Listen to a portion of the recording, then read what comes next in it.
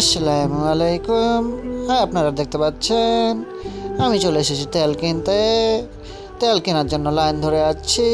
এই যে দেখতে পাচ্ছেন আমি বসে আছি হুন্ডার উপরে তেল নেওয়ার জন্য। এই যে অনেক বড় লাইন, লম্বা হয়ে লাইন, তার পাশে এই যে কাঠের মিল, এখানে কাঠ কাটে এবং কাঠ তৈরি করে।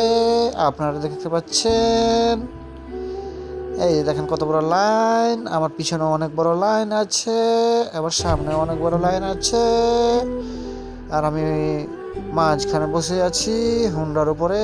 এই যে আমাকে দেখতে পাচ্ছেন, লাইনগুলো সেই বড় বড়, অনেকক্ষণ লাগছে।